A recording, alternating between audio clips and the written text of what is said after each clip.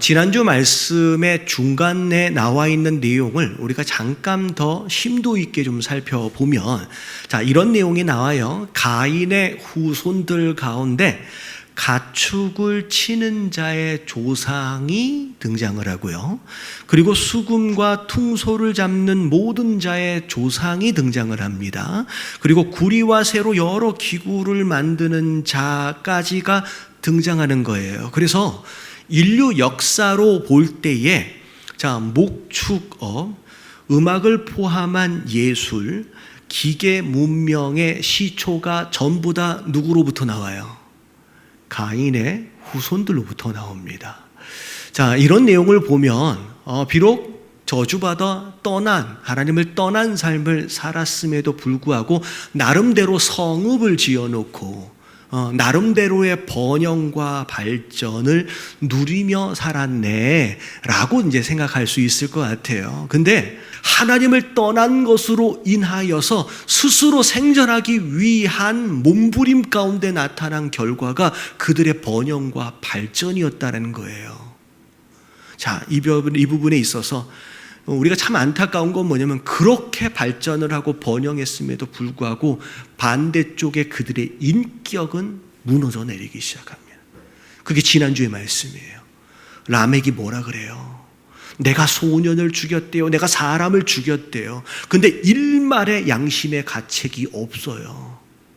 여러분, 라멕이 죽인 소년, 라멕이 죽인 사람은 누굴까요? 여러분, 성경에 나와 있지 않지만 가인의 가문 안에서 사람을 죽인 거예요. 그럼 자기 친척일 수도 있고 자기 자식일 수도 있고요. 그러니까 어떻게 보면 그 가족 안에서, 그 가문 안에서 살인이 일어나고 있음에도 불구하고 양심의 가책이 없이 인격이 무너져 버리고 도덕이 무너져 버리고 윤리가 무너진 그런 삶을 사는 삶이 되었다라는 거예요. 여러분, 이게 가인의 후손들의 모습입니다. 자, 이 모습 안에서 우리가 첫 번째 알아야 할 게 뭐냐? 자, 1번 같이 한번 읽어볼게요. 다 같이 시작. 번영과 발전 뒤에 숨겨진 추악한 현실을 깨달아야 한다. 예, 눈에 보이는 화려함과 번영과 발전. 와, 좋네. 괜찮네. 저런 것도 발견을 했어? 저런 것도 발명을 했어?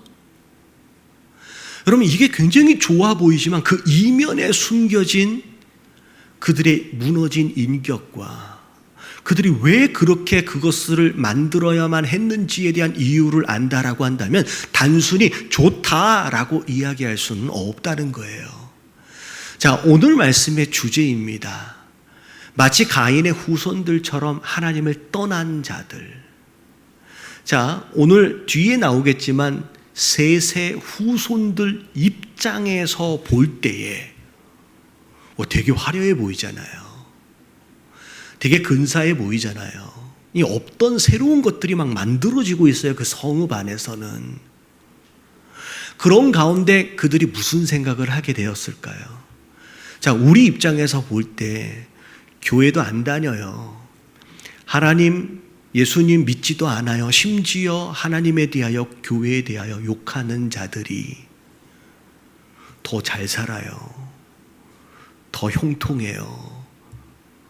더 큰 집과 더 큰 차 타고 다니면서 떵떵거리고 살아가는 모습들을 보면서 어쩌면 우리가 어떤 마음을 가질 수 있는지 우리가 이 말씀을 통하여 돌아보길 원합니다. 특별히 이 말씀 가운데 굉장히 중요하게 연결되어지는 말씀이 어디 있냐면 시편 73편에 나와 있는 말씀인데, 아마 주보를 보면 그걸 통째로 아마 다 집어넣었을 거예요. 여러분, 이 말씀을 보면 시편 기자가 딱 이 상황이에요. 믿지도 않는데, 그야말로 악인인데, 하나님을 떠난 자인데 너무 잘 살아. 그러면서 11절에 뭐라고까지 얘기하느냐면, 하나님이 어찌 알랴? 지존자에게 지식이 있으랴. 심지어 하나님을 모독하는 말들까지를 함에도 불구하고 그대로 잘 먹고 잘 사는 모습을 본대요. 그러면서 자, 12절 볼지어다. 여기 어서부터는 신세 한탄이에요. 자, 이들은 악인들이라고 하는데 항상 평안하고 재물은 계속 불어나는데, 자 13절 같이 읽어봅니다. 시작. 내가 내 마음을 깨끗하게 하며 내 손을 씻어 무죄하다 한 것이 실로 헛되도다. 내가 죄짓지 않기 위하여 경건하게 살기 위하여 이렇게 열심히 예배를 드리고 이렇게 열심히 기도하고 미라클 모닝 뭐 한다고 하니까 봉사도 하고 여러 가지 애를 쓰는 이 모든 것들이 다 어떻게 보인다는 거예요. 내가 뭘 위해 이렇게 수고하고 있는지 허탈하다는 얘기예요. 다 헛수고 같이 느껴진다는 얘기예요. 14절. 나는 종일 재단을 당하며 아침마다 징벌을 받는도다. 나는 맨날 이렇게 고생하고 근심하고 염려하며 사는데 쟤네들은 왜? 그러면서 15절 16절에 쓱 마음에 이런 마음이 들어왔어요. 다 같이 한번 읽어볼게요. 시작. 내가 만일 스스로 이르기를 내가 그들처럼 말하리라 하였더라면 나는 주의 아들들의 세대에 대하여 악을 행하였으리라. 내가 어쩌면 이를 알까 하여 생각한즉 그것이 내게 심한 고통이 되었더니. 이 말이 무슨 얘기냐? 내가 뭐 하려고 이렇게 고생하고 사나?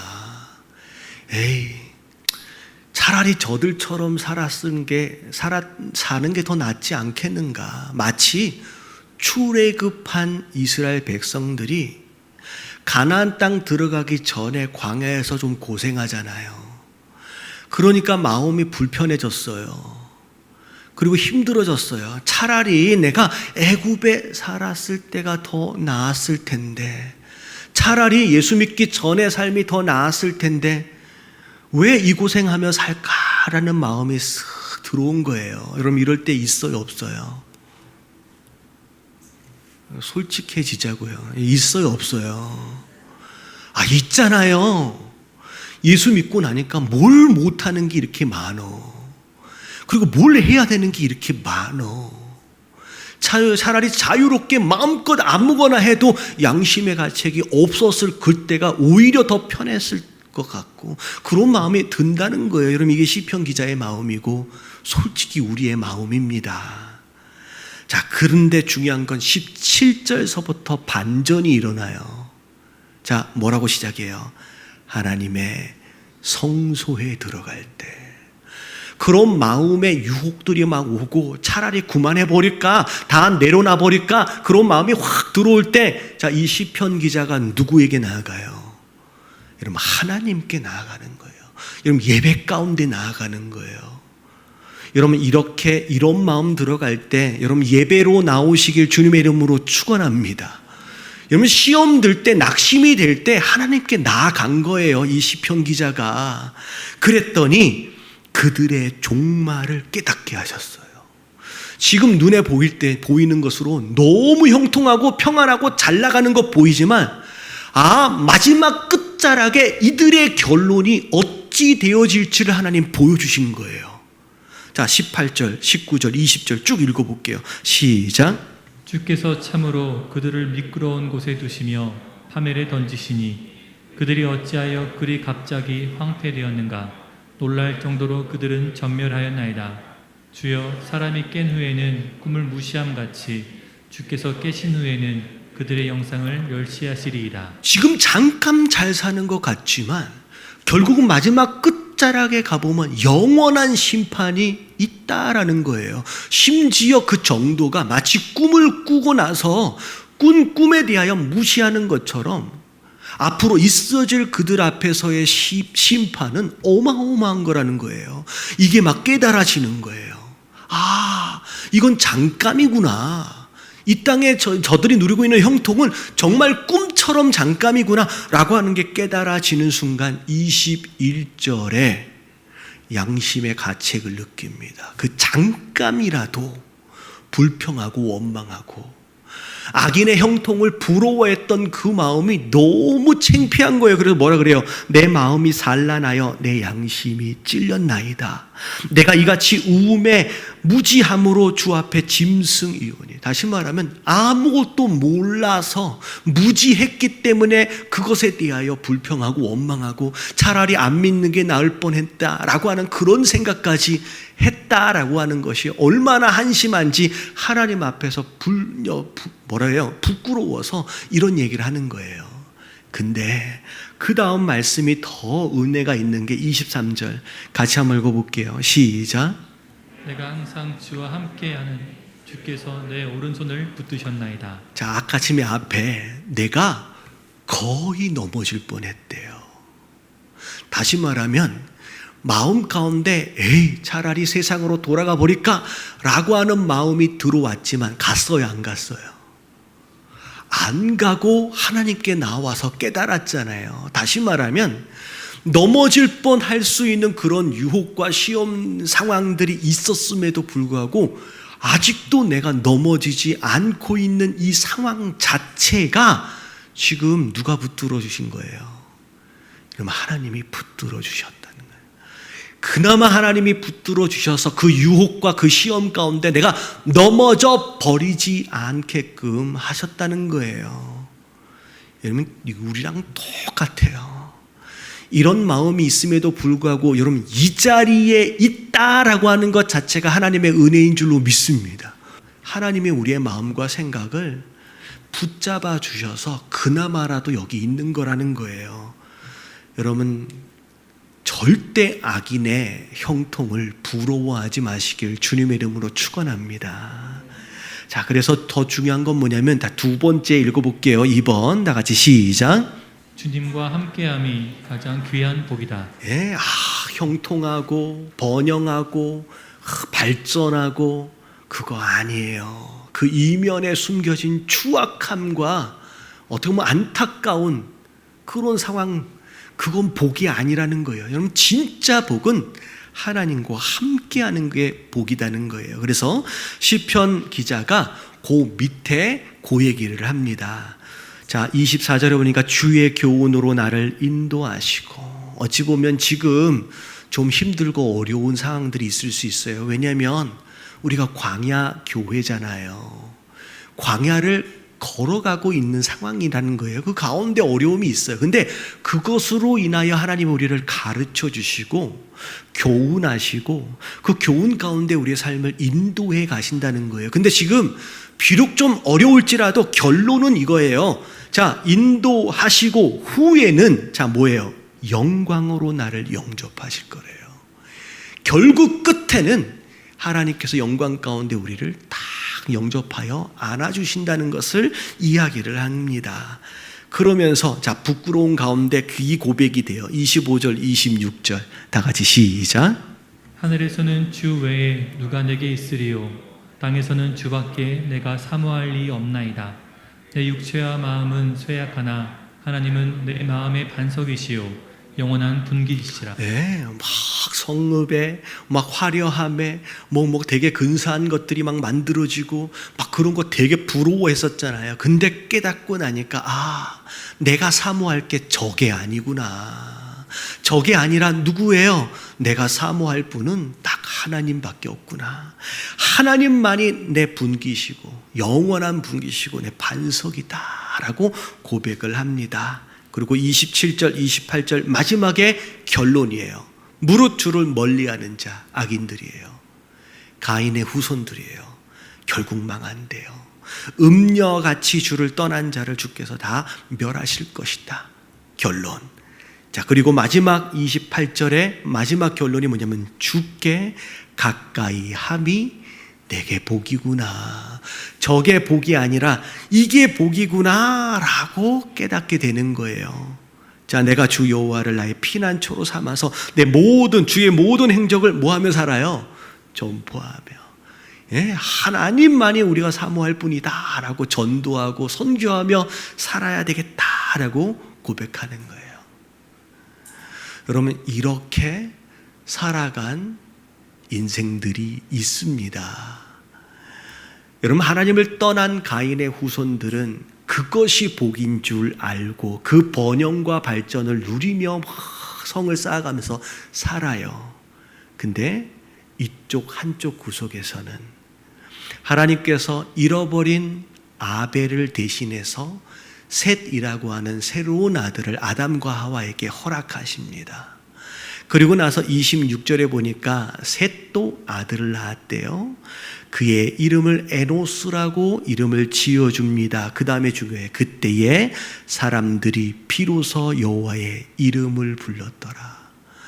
여러분, 비로소 여호와의 이름을 불렀다는 얘기는 뭐냐면, 여러분, 가인과 아벨의 예배로 인하여 그 뒤에 살인이 일어났어요.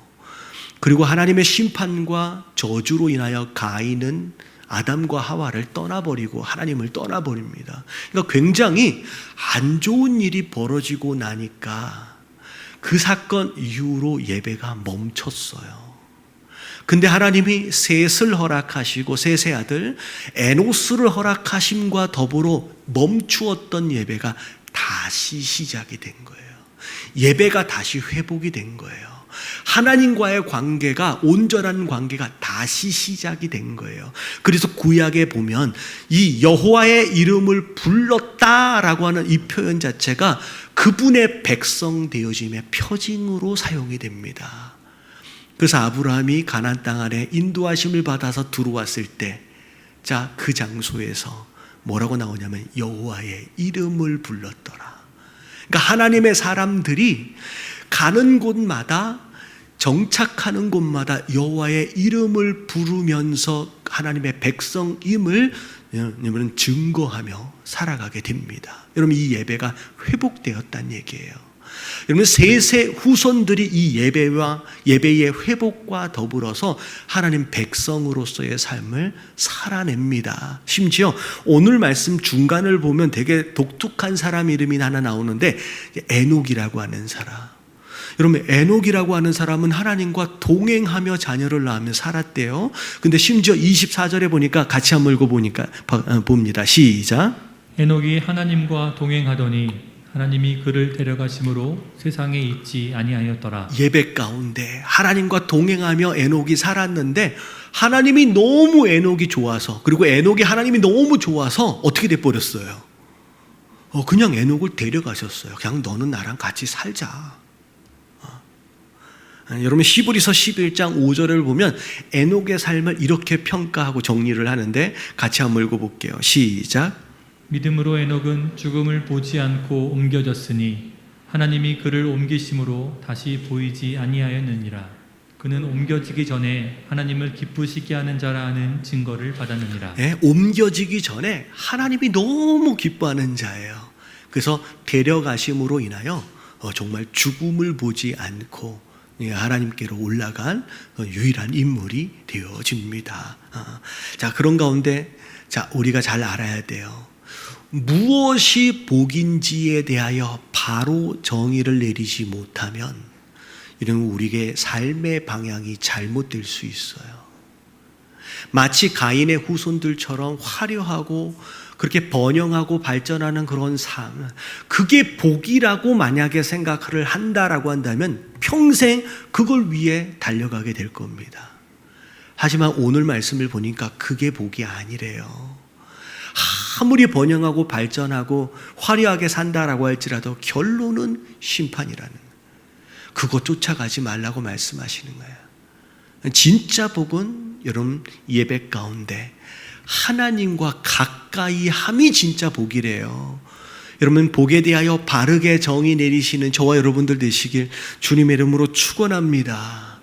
그래서 그걸 쫓아가는 거예요. 하나님과 어떻게 하면 가까이 할 수 있을지, 어떻게 하면 하나님과 더 동행할 수 있을지.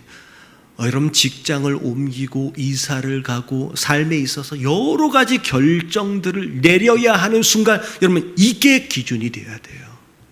여러분, 이게 너무 중요해요. 자, 마지막 세 번째 같이 한번 읽어볼게요. 시작. 하나님 앞에서 계산되어지는 의미가 있는 삶이 있다. 여러분, 마지막 가인의 족보와 셋의 족보의 가장 큰 차이가 뭘까? 여러분, 오늘 제목이 뭐였어요? 1000년을 살아도 단 하루를 살아도. 여러분, 가인의 족보를 잘 들여다보면 우리가 부러워할 만한 번영과 발전이 있었어요. 그럼에도 불구하고 그들은 몇 살을 살았는지가 기록되어 있지를 않아요. 누가 누굴 낳고 누가 누굴 낳고는 나오는데 이 사람들이 도대체 몇 살을 살았는지가 기록이 되어 있지 않아요. 근데 오히려 셋의 족보를 잘 들여다보면 가인의 족보에서 발견할 만한 인간적인 번영과 발전, 새로운 무슨 시초가 되었다 이런 거 하나도 없음에도 불구하고 그냥 예배와 동행만 나오잖아요. 아무것도 없어요. 근데 그들이 첫째를 몇 살에 낳았는지와 더불어 몇 살까지 살았는지가 소소하게 다 기록되어 있어요. 여러분, 이게 영적으로 무엇을 의미하느냐? 여러분, 100년을 살고 1000년을 살아도요, 여러분, 하나님 앞에서 심지어 대단한 무슨 업적들을 남겼다라고 할지라도 여러분, 하나님 앞에서 단 하루도 계산되지 않는 의미 없는 인생이 있는가 하면 아무런 업적도 없는 것 같고 어떻게 보면 단 하루를 살았을지라도 그 하루하루를 하나님께서 의미 있게 계산해 주시는 진짜 의미 있는 인생들이 있다라는 거예요. 여러분, 뭘 쫓아서 살았느냐라고 하는 거에 따라서 여러분, 하나님 앞에 심판대 앞에 설 때 우리 인생을 하나님 계산하실 거예요. 여러분, 마지막 말씀이에요. 자, 두 말씀 기억하세요. 잠언 24장 19절부터 20절 말씀 다 같이 읽어봅니다. 시작. 너는 행악자들로 말미암아 분을 품지 말며 악인의 형통함을 부러워하지 말라. 대저 행악자는 장래가 없겠고 악인의 등불은 꺼지리라. 여러분, 저들의 형통함에 대하여 화가 난다. 여러분, 그것도 문제예요. 그걸 질투하고 부러워한다는 증거예요. 왜 쟤네들은 저렇게 잘 되지? 부러워하지 말래요. 여러분, 이 말씀 잘 들으셔야 돼요. 부러워하지 말래요. 여러분, 이걸 셋의 후손들 또한 그대로 유지할 수 없었습니다. 창세기 5장 말씀으로 딱 넘어가는 순간 하나님의 아들들이 이 세상의 딸들에 유혹되어집니다. 다시 말하면 셋의 후손들이 가인의 후손들을 보면서 부러워하기 시작해요. 그들은 도덕적으로, 윤리적으로, 성적으로 타락해서 여인들이 아름답게 꾸미며 다닙니다. 셋의 여인들하고는 달라요. 그러니까 그것에 매력적으로 느끼는 거예요. 거기서 꼬임이 당하는 거예요. 그래서 어떻게 돼요? 셋의 후손들이 결국 그 유혹을 이기지 못하고 가인의 후손들하고 섞여버려요. 그래서 그 다음 사건, 오늘 셋의 족보 마지막에 누가 나와요? 노아 나오잖아요. 여러분, 홍수 심판의 원인이 되어집니다. 여러분, 우리가 이 땅을 살아가면서 끊임없이 이 유혹 가운데 살아가게 될 거예요. 저들을 부러워하지 말라고 하는데 우리 마음은 저들을 부러워할 수밖에 없는 마음이 있어요. 이걸 이겨내라는 거예요. 이걸 이겨내라는 거예요. 그렇지 않으면 결국 그들과가 하나 되어져서 노아 심판과 함께 멸망당하는 인생이 될 수 있다라는 거예요. 경고의 메시지입니다. 여러분, 마지막 말씀 시편 23편 1절부터 6절까지 말씀인데, 자, 4절까지만 읽어볼게요. 다 같이 시작. 여호와는 나의 목자시니 내게 부족함이 없으리로다. 그가 나를 푸른 풀밭에 누이시며 쉴만한 물가로 인도하시는도다. 내 영혼을 소생시키시고 자기 이름을 위하여 의의 길로 인도하시는도다. 내가 사망의 음침한 골짜기로 다닐지라도 해를 두려워하지 않을 것은 주께서 나와 함께 하심이라. 강요한 막대기가 나를 안위하시나이다. 잘 들으세요. 내가 지금 잠깐 사망의 음침한 골짜기를 지금 지나가고 있다 하여 목자가 없이 헤매고 있는 양을 부러워해서는 안 되는 거예요. 여러분, 깨달아지시길 주님의 이름으로 축원합니다.